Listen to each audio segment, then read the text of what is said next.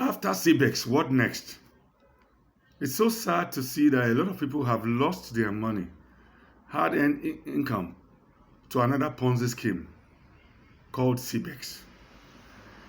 The news in Nigeria has been awash by the sudden collapse of this investment program that a lot of youths have actually invested money into with the high hopes that they will be able to earn great profits from this investment program. I feel so sad, not because it's the best thing for the youth to do, but I want to believe that the situation of the country, the challenges there, have actually allowed these youths or even elderly people to find ways where they can earn extra income, especially considering the hardship for the past 2 years now. But then, we need to understand the lessons here. The CBEX we are talking about is just one of those Ponzi schemes like MMM and other forms of Ponzi schemes that has actually come our way. The average Nigerian has actually found themselves, one way or the other, falling victim to such schemes, either offline or online. People promise high returns and they start well, and then they tell others about it, recruiting more members, only for them to disappear once they have reached that critical mass and once they feel that they have attained their financial goal of defrauding thousands, if not millions of people.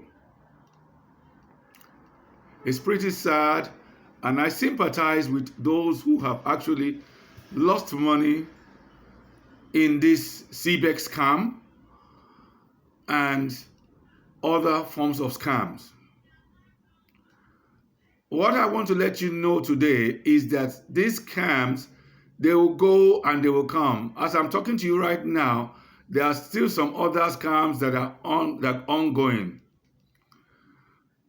Now, you may not know that they are scams, but once I share with you some of the things you should look out for, you would now understand that a scam is where people actually promise high return.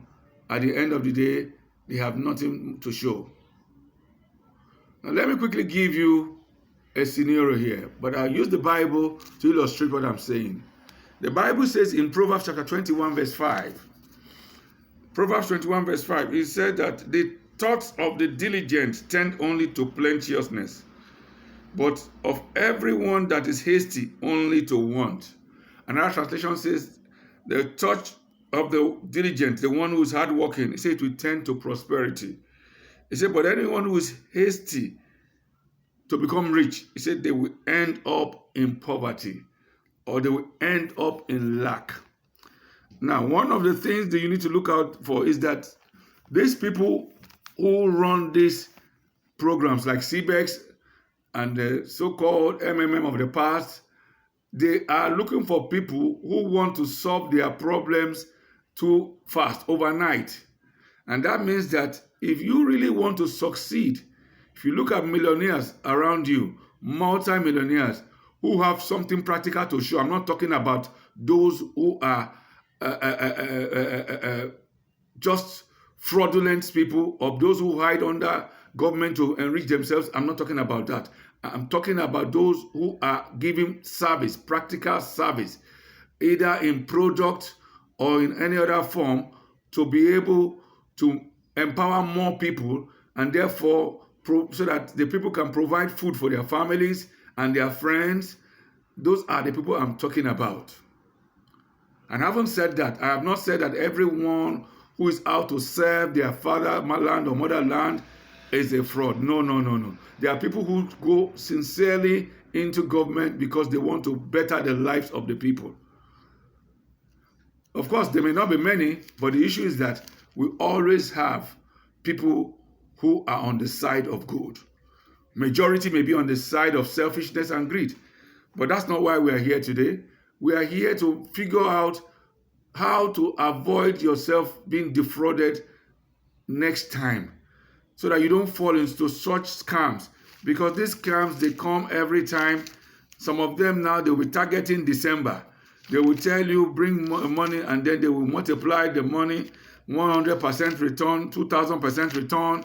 And at the end of the day, when it's just before Christmas, they will cash out. You won't cash out. And then at the end of the day, you will find that they will leave many in tears, in sorrows, which is not nice. It's not fair to put your fellow human being in pain. It's not fair. Nature does not like it. And that's why those who don't believe that the karma works, the law of karma, they will be shocked when they begin to experience it in their lives, or even their children who do not even know about it, they begin to carry unfortunate curses. Please, let's do things that will secure the future of our children, secure the future of our generation. Let's not hurt others thinking that we can go scot-free, not realizing that other people will definitely pay for it, and people who don't even know anything about it. 1 Timothy chapter 6, verse 8 to 11 says, it says, and having food and raiment, let us be therewith content. But they that will be rich fall into temptation and a snare, and into many foolish and hurtful lusts, which drown men in destruction and perdition. For the love of money is the root of all evil, which while some coveted after, they have erred from the faith, and pierced themselves through with many sorrows. But thou, O man of God, flee these things, and follow after righteousness, godliness, faith, love, patience, and meekness.